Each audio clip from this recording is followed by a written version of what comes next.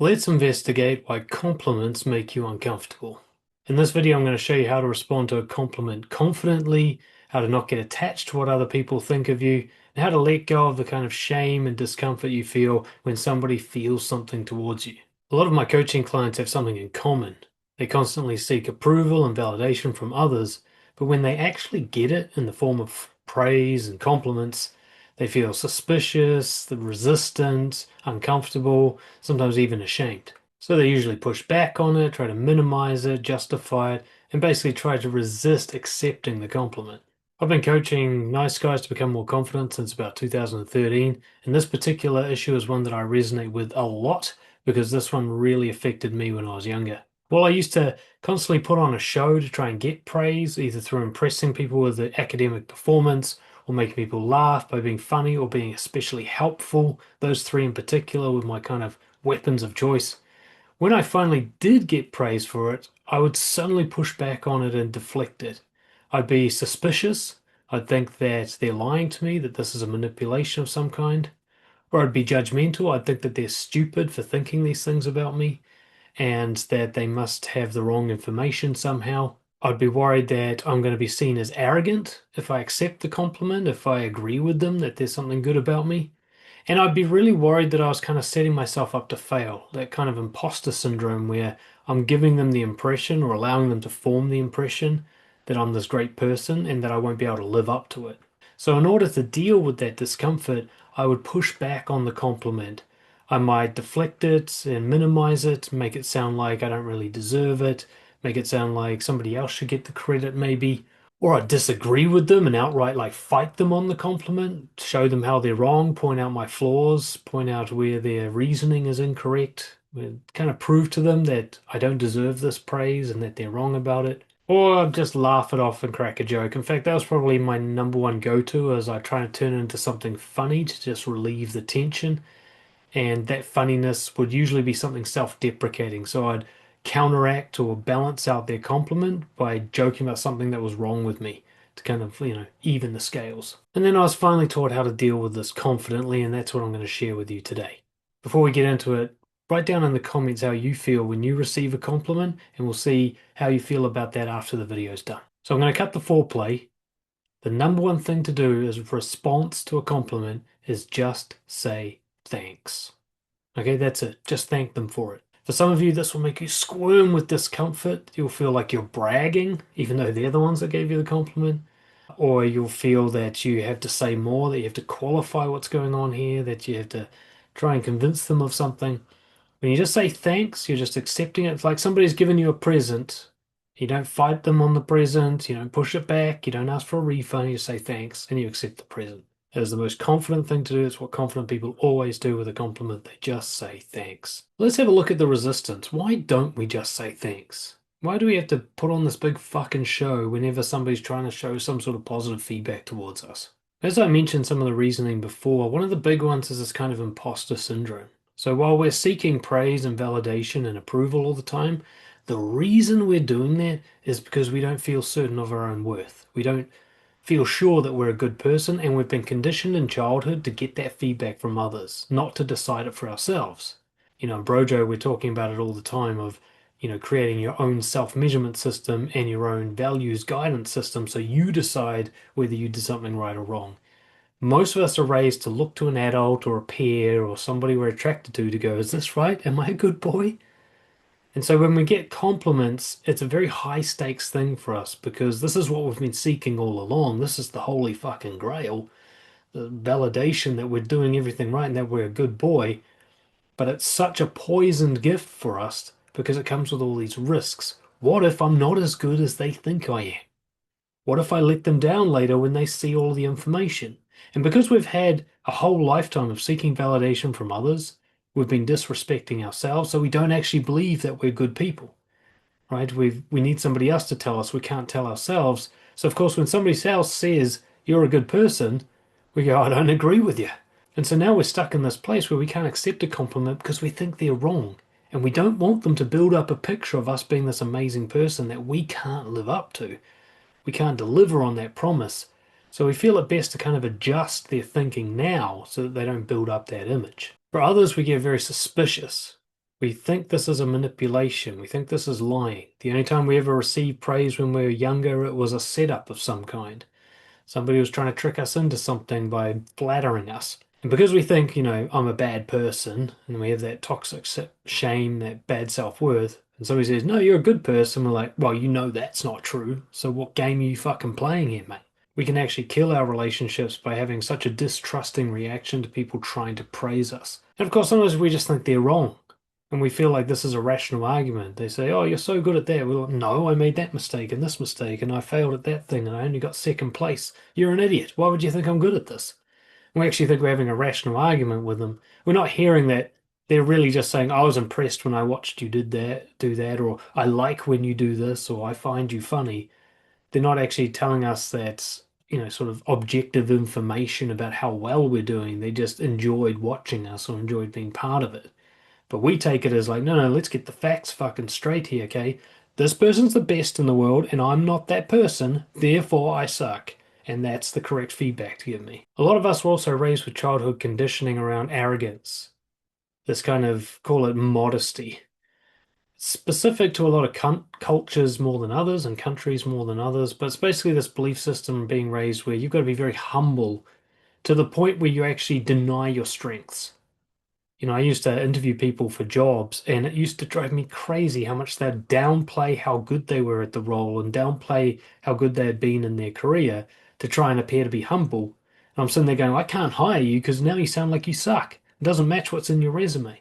People do this all the time, especially in New Zealand. We see it in all the kind of British colony cultures, that Protestant, keep yourself to yourself, don't brag. Your name should only be in the paper when you get married and when you die, that kind of mentality coming through where we feel if we were to accept a compliment, it's no different to us bragging about our strengths and exaggerating and being arrogant and saying that we're better than other people. Just saying thanks somehow proclaims that we agree with the person and that we do think of ourselves as this narcissistic, vain, awesome, grandiose person. There's also a more subtle form of conditioning that you might not link, which is during childhood, you might have been punished just for enjoying yourself. You might have been told that you're not allowed to do things that you find fun, that the stuff you do enjoy could never be a serious job, so stop it now. Talking with your friend in class, getting in trouble for that. Just these like thousand pieces of negative feedback that you doing what you like to do and what you're good at makes you a bad person. And when it all stacked up, you've got this resistance to be seen as like enjoying yourself and enjoying being yourself, because that was so often met with punishment when you were younger. By the way, if you need more personalized support with your social confidence, please get in touch, dan@brojo.org, and we'll talk about it. Now let's shift to talking a little bit more about how to accept the compliment. One of the reasons you've got to learn to accept compliments is because if you deny your strengths and you're attached to how other people view you, you'll never build confidence. You need to be able to fully accept who you are, and that includes the good shit, not just your failures and your weaknesses. You can't just zoom in on those and go, that's all of who I am, because it's just not true. You wouldn't be here today if you were more a failure than a winner. So a most accurate view of you, it's got to have a lot of positive elements to it. Your survival is proof of that. So there's a couple of reframes I'm going to share with you in your mindset around receiving a compliment that's going to make it less uncomfortable for you and make it feel more genuine to say thanks. One thing is, if you have a generous assumption about the other person that they're just trying to give you a compliment, that they mean what they say, they enjoyed whatever it is that they're talking about in relation to you, and they want to share that with you. Let's give them the benefit of the doubt that not everyone out there is a con artist trying to scam you, that some people just want to say something nice to you. Think about how it feels for them when you resist that gift. Imagine it was literally a gift. Imagine they put all this thought into something they wanted to buy you for Christmas. And they give that to you open, you go, this is fucking bullshit. Take this back, burn it. In fact, you're not my friend anymore. It's not the most compassionate reaction available, and you're ignoring the kind of intention behind the gift. So you might not agree with their compliment, but you can't disagree with their intention. They feel that way about you. They wanted to say it. That's not up for debate. And if you push back on their compliment, if you argue with them or minimize it or try to deflect it, you're spitting on the gift that they've given you. In fact, I bet you fucking hate it when people do this to you. I bet when you try to compliment someone, they're like, no, no, I don't deserve it. No, no, somebody else's stuff. It just annoys you. You just want to be like, hey, dude, just take the praise. If somebody gives you a compliment, you're not saying thanks, I agree with what you say. You're saying thanks for being thoughtful. Thanks for trying to give me a gift. Thanks for having the balls to share this with me. It's actually a vulnerable step to compliment somebody, especially when it's like a real one, like I like this about you, or even I like you as a person. You're actually rejecting them when you reject their compliment, right? So you got to ask, how would I feel? Imagine if you like wanted to tell someone that you thought that she was pretty, and it took so much courage for you to build up to do it. You're like, come on, I can do this. Please just tell her. And you're shaking. And you tell her, look, I think you're really pretty. And she's like, no, no, I'm fat, I'm ugly. Oh, look at this bulge. You know how people do. I mean, how deflating would that experience be for you? You're trying to make her day, and it seems like you actually ruined it. You'd never want to say anything again. And the thing is, even if they are trying to flatter you, even if this is a manipulation, just a confident, bold thank you is still the best way to deal with it. You're not getting attached. They would probably, if they knew that you have confidence issues and they wanted to use a compliment to make you uncomfortable, then just saying thanks kills that kind of strategy for them. And if they're trying to flatter you and make you feel good and all that, then just saying thanks doesn't allow you to kind of buy into it. You're not going to go, oh, thank you, really? You think so, man? You're not going to like, I'm going to attach my worth to what you said now. Just be like, thanks for saying that. I'll assume that you were, trying to be nice. Which brings us to the next reframe, which is the most important one. You've got to accept without attaching. See, whether you attach to negative or positive feedback is equally harmful because you're training yourself to attach to feedback from other people. And you've got to see the truth about feedback from other people. One is it's not feedback on you as a person because only you know you as a person. Everybody else just has a version of you, cut and copied and pasted from all the little bits that they've got from you, but they've never been inside your mind. They haven't lived your experience. They don't know what you're really about, who you really are. They're basically guessing based on bits of data that they've received. So their feedback is not validation or invalidation of who you are because they can't give you feedback on that. All they're really saying is, I have a certain preference, and what I think of you either matches that preference or it doesn't. If it matches it, I give you positive feedback, and if it doesn't, I give you negative feedback. For example, if somebody says that they think you're beautiful, they're not saying that you are objectively beautiful because they can't say that. What they're saying is they have a preference for a certain type of look, and you match that preference. They might be the only person in the world with that preference. And here's the other thing, they might not be telling the truth. Sometimes persons give you positive or negative feedback and they don't actually mean it. They actually believe the opposite, but they want to give you a certain type of feedback to control you. You see this with grandparents to parents all the time, giving them feedback, oh, you're raising your kid wrong. It's not that they actually think that, it's just that they want to be seen as important and they want the person to come to them for advice. So they give criticism to create a kind of pain point that the person can then seek advice from them. It's got nothing to do with your actual parenting. So even when somebody gives you very specific critique or compliment on your behavior, all they're really telling you is what they want you to think their preference is. It may not even be their real preference, and even if it is their real preference, that only tells you about them. It doesn't tell you about you. If you're on a date with someone, they just say, oh, look, I just don't feel the spark with you. They're not saying that you're a bad person. They're saying they want you to believe that they don't feel attracted to their preference match with you, which is no real information for you. There's nothing you can do with that information other than go, okay, I guess that person's not into this, or at least they want me to think that. Either way, this date's not working out. That's all I know. And of course, even when somebody gives you a compliment, they're like, oh my God, you're the best dad I've ever had. It's like, well, I'm the only dad you've ever had. Of course you're going to think that. Like, this isn't a compliment on my parenting. I need to figure out what good parenting is and then measure my behavior and see if it matches. I can't get this feedback from my kid. What do they know, right? They only know what it's like to receive me compared to their preferences. And even then, I can't really be sure that they're going to honestly express those preferences. They might not even be thinking about what they're saying. They just go, I love you, Daddy, and they don't even know what they mean by that. I need to be like, okay, a good parent pays attention, doesn't lose his temper, whatever, have my own set of rules, and then look at my behavior and see if it matches. And by the time I've done that, I don't need feedback from anybody else. Because here's the thing, if you are emotionally affected by compliments or criticism, then you've got a deep down belief that you need feedback from others to figure out your own shit. You do not.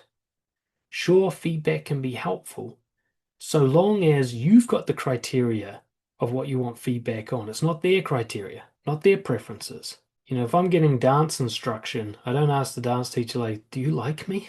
About, look, I'm trying to get my balance a bit better. Do you think I'm doing the right thing with my foot to get that balance better? Like, I set the tone as to what it is I want measured. I don't leave it free for all. They might go like, oh, I don't really feel like dancing with you, but that doesn't actually tell me if I'm dancing well or not. It just tells me what they prefer to dance with. And it's the same with praise. I've had people be like, you're the best dancer in the world. I'm like, really? Because I just made like 50 errors. Like, you got low standards, dude. It's not really praise. But I'm not going to push back on it. I'll just say thanks because all they're saying is they feel that way. And why would I argue with them about that? Because here's the thing when it comes to accepting compliments. This is the tip of the iceberg, or maybe the tip of the spear, however you want to look at it. For you to accept other people's love, for you to accept that other people will like you even if you don't, that people will find you attractive even if you think you're ugly, that people will think you're smart when you think you're dumb. And they're not wrong to think that. They believe that. They're impressed by what they've seen. They like you as you are, even if you don't. And you've got to be able to accept that if you want to have a connection with someone. You can't say you're wrong for liking me. You don't get to say that. Be like telling someone like, oh, you're wrong for liking salted caramel, just because you don't like it. Who doesn't like salted caramel? So think of it as this: you're accepting their love without getting attached to their feedback. You're saying, that's nice of you to say something like that. If anything, by saying thanks, you're complimenting them for being complimentary. That's all you're doing. But in terms of whether or not you're a good person, that's measured elsewhere. That's not measured here with other people. Other people don't really have a say in that. Sure, they can point out your blind spots and stuff if they know you really well, they know what values you're trying to live by, they know your moral code, and they're supportive of your goals. That person might be able to give you some feedback. But most of the time, all someone is saying is, this is what I want you to think my preferences are. And the only thing you can say in response to that is, thanks. If you like this, make sure you watch this video next. It's going to appear in one of these corners. It's all about how to stop taking things personally, which will emphasize that idea we're talking about of detaching from other people's responses to you.